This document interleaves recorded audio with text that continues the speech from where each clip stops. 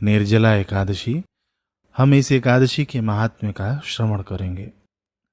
युधिष्ठिर ने कहा कि हे जनार्दन, मैंने अपरा एकादशी का संपूर्ण महात्म्य सुन लिया। हे मान देने वाले श्री कृष्ण, अब ज्येष्ठ मास के शुक्ल पक्ष में जो एकादशी होती है उसके विषय में मुझे बताइए।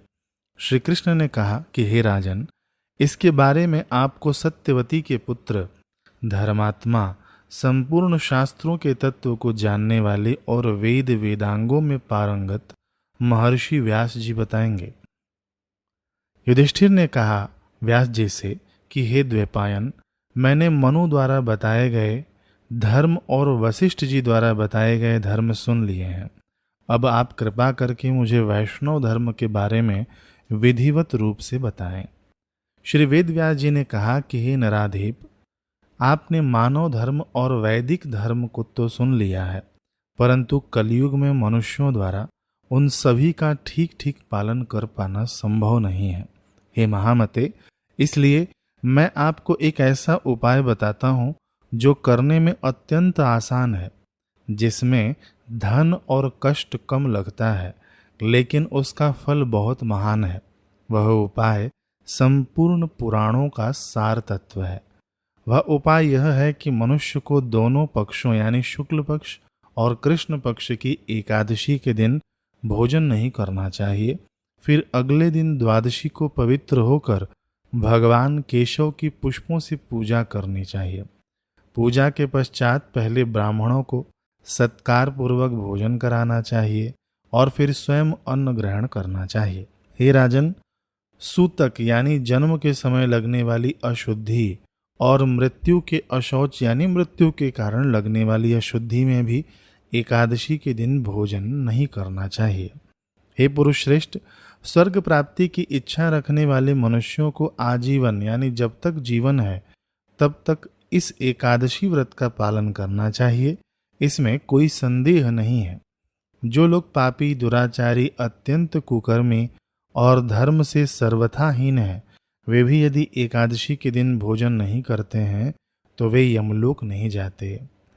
महर्षि व्यास जी के इन वचनों को सुनकर महाबाहु भीमसेन पीपल के पत्ते की भांति कांपने लगे और अपने गुरु यानी व्यास जी को प्रणाम करके उनसे बोले, हे महान बुद्धिमान पितामह, मेरी यह महत्वपूर्ण बात सुनिए। युधिष्ठिर, माता कुंती, द्रौपदी, अर्जुन, नकुल और सहदेव ये सभी सुव्रती यानी व्रत का कठोरता से पालन करने वाले कभी भी एकादशी के दिन भोजन नहीं करते हैं। वे सब मुझसे भी नित्य हमेशा यही कहते हैं कि हे वृकोदर यानी हे भीम, तुम भी एकादशी को भोजन मत किया करो। तब हे तात, मैं उनसे कहता हूं कि मुझसे यह तीव्र भूख सहन नहीं होती। मैं एकादशी के दिन विधिवत रूप से दान दे सकता हूं और भगवान केशव की पूजा कर सकता हूं, परंतु भूखा नहीं रह सकता। भीमसेन के ऐसे वचनों को सुनकर महर्षि व्यास जी बोले कि यदि तुम्हें स्वर्ग अभिष्ट है यानी प्रिय है और नरक को बुरा मानते हो तो तुम्हें दोनों पक्षों की एकादशी के दिन भोजन नहीं करना चाहिए। भीमसेन ने कहा कि हे महान बुद्धिमान पितामह, मैं आपके समक्ष सत्य कहता हूँ। हे प्रभु, मैं तो दिन में केवल एक बार भोजन करके भी नहीं रह सकता, तो फिर मेरे लिए पूर्ण उपवास यानी बिना कुछ खाए रहना कैसे संभव है। मेरे पेट यानी जठर में वृक नामक अग्नि सदा प्रज्वलित रहती है। जब मैं बहुत अधिक मात्रा में भोजन करता हूँ तभी वह शांत होती है। अतः हे महामुने, मैं एक भी उपवास करने में समर्थ नहीं हूँ, परंतु जिससे मुझे स्वर्ग की प्राप्ति हो सके वह कार्य मैं यथासंभव अवश्य करूँगा। इसलिए आप निश्चित करके मुझे कोई एक ही ऐसा व्रत बताइए जिसका पालन करने से मेरा कल्याण हो सके। महर्षि व्यास जी ने कहा कि सूर्य के वृष अथवा मिथुन राशि में स्थित होने पर ज्येष्ठ मास में जो एकादशी आती है उस दिन यत्न पूर्वक जल रहित यानी बिना जल पिए उपवास करना चाहिए। इसे ही निर्जला एकादशी कहते हैं। बुद्धिमान मनुष्य को आचमन और कुल्ला करने के अतिरिक्त अन्य किसी भी रूप में जल ग्रहण नहीं करना चाहिए। यदि इसके अतिरिक्त यानी प्यास बुझाने के लिए जल पिया जाता है तो व्रत भंग हो जाता है।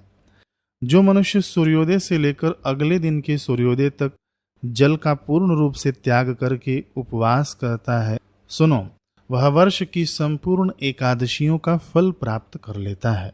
इसके पश्चात अगले दिन निर्मल प्रभात में यानी द्वादशी की सुबह स्नान करना चाहिए। फिर ब्राह्मणों को विधि पूर्वक जल और स्वर्ण का दान देकर अपनी इंद्रियों को वश में रखने वाला मनुष्य कृतकृत्य होकर ब्राह्मणों के साथ भोजन करे। हे भीमसेन, ऐसा करने पर जो पुण्य प्राप्त होता है वह भी सुनो।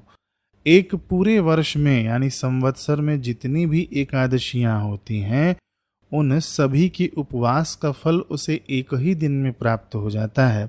इसमें मुझे तनिक भी संदेह नहीं है। शंख चक्र और गदा धारण करने वाले भगवान केशव ने मुझसे ऐसा कहा था कि मनुष्य को अन्य सभी धर्मों और आश्रयों को छोड़कर केवल एक मेरी शरण में आना चाहिए। एकादशी के दिन निराहार यानी बिना भोजन के रहने से मनुष्य संपूर्ण पापों से मुक्त हो जाता है। कलयुग में द्रव्यों यानी धन आदि की पूर्ण शुद्धि नहीं हो पाती और न ही स्मृतियों में बताए गए संस्कार ठीक से हो पाते हैं। इस दुष्ट कलयुग के आ जाने पर वैदिक संस्कारों का तो कहना ही क्या, अर्थात वे भी दुर्लभ हैं। अतः हे वायुपुत्र भीम, मैं तुमसे बार बार बहुत अधिक क्या कहूँ।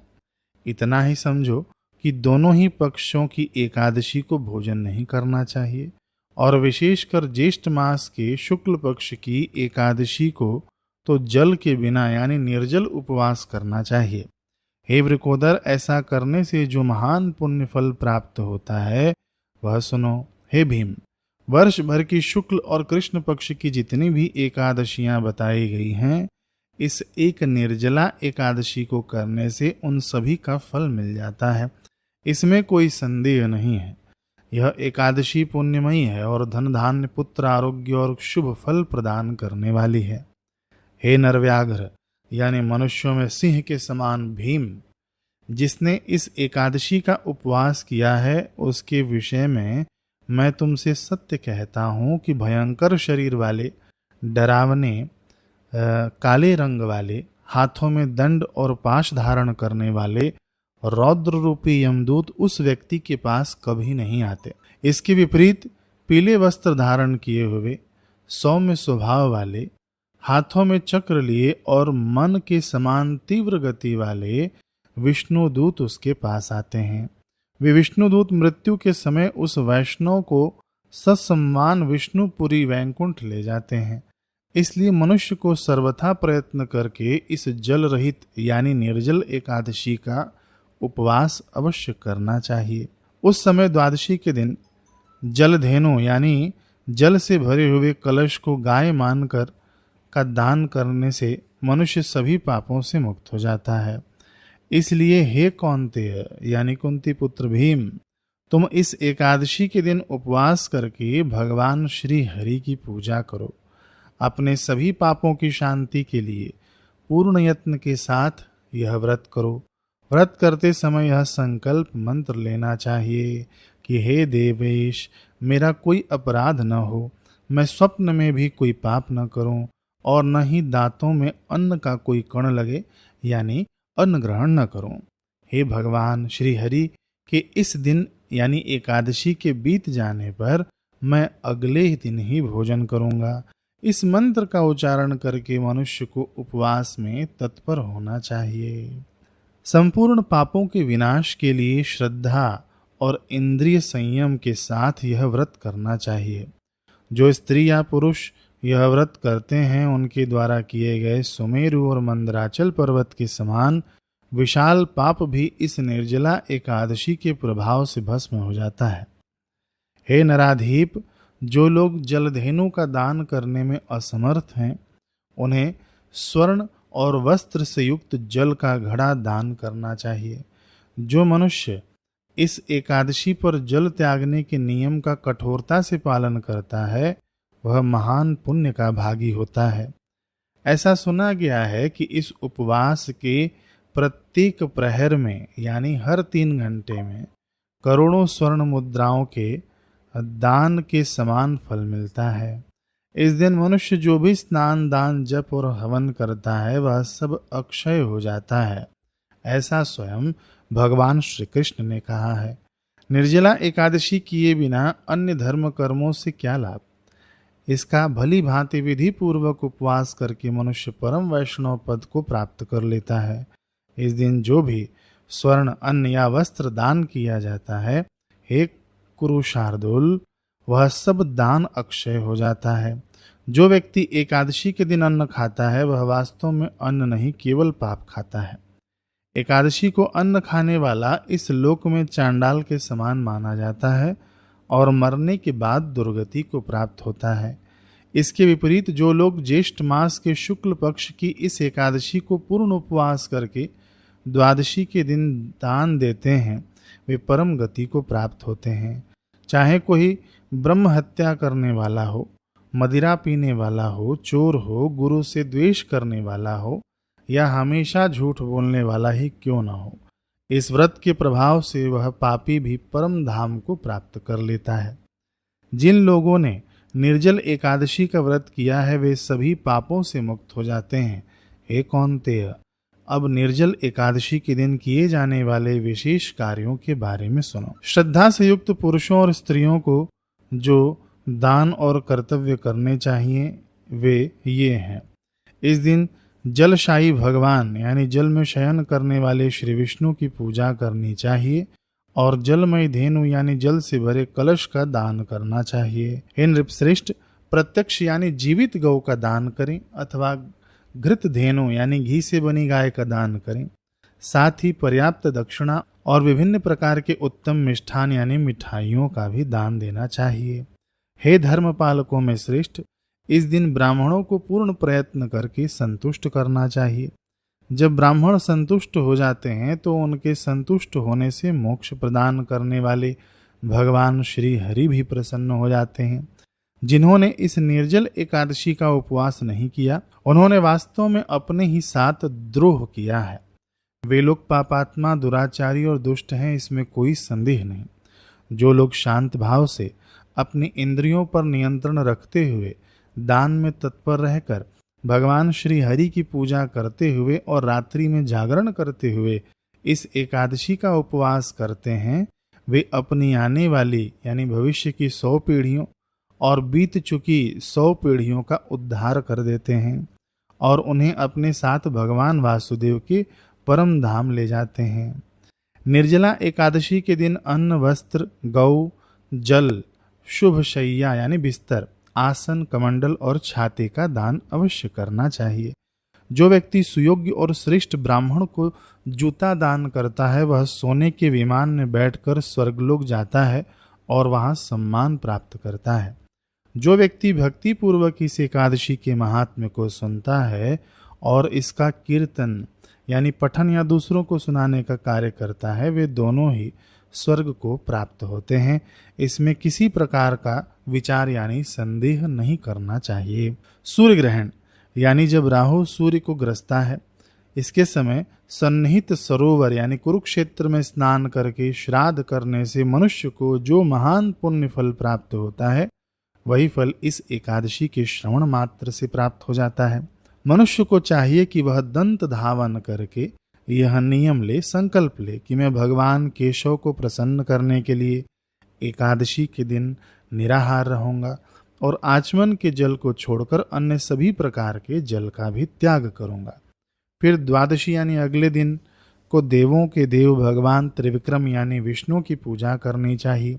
चंदन, धूप, सुंदर लगने वाले वस्त्रों से विधि विधान पूर्वक भगवान की पूजा करके दान देते समय आगे बताए जाने वाले मंत्र का उच्चारण करना चाहिए। देव देव ऋषिकेश संसारार्णवतारक उदकुंभ प्रदानेन नय माम परमाम गतिम। दान करते समय यह प्रार्थना करनी चाहिए कि हे देवों के देव, हे ऋषिकेश, हे संसार रूपी महासागर से पार उतारने वाले भगवान, जल से भरे हुए इस कुंभ के दान से आप मुझे परम गति प्रदान करें, मोक्ष प्रदान करें। महर्षि वेदव्यास जी कहते हैं कि हे भीम, ज्येष्ठ मास के शुक्ल पक्ष की जो यह शुभ एकादशी है उसका निर्जल उपवास करना चाहिए। इस दिन श्रेष्ठ ब्राह्मणों को शर्करा यानी शक्कर चीनी से युक्त जल से भरे घड़े का दान करने से मनुष्य भगवान विष्णु के सानिध्य में वैकुंठ लोक में आनंद प्राप्त करता है। अतः ब्राह्मणों को भक्ति पूर्वक जल के कुंभ यानी घड़े दान करने चाहिए। उसके पश्चात द्वादशी के दिन ब्राह्मणों को भोजन कराकर फिर स्वयं भी तत्पर होकर भोजन ग्रहण करना चाहिए। जो मनुष्य इस प्रकार संपूर्ण पापों का नाश करने वाले इस एकादशी व्रत और द्वादशी का पालन करता है, वह अपने सभी पापों से मुक्त होकर अनामय यानी दुख और रोगों से रहित परम पवित्र विष्णु पद को प्राप्त कर लेता है। महर्षि व्यास जी के इन वचनों को सुनकर उसी समय से भीमसेन ने भी इस शुभ एकादशी का व्रत करना प्रारंभ कर दिया। इसलिए यह एकादशी संसार में पांडव द्वादशी तथा भीमसेनी एकादशी के नाम से प्रसिद्ध हुई। नारायण नारायण नारायण नारायण।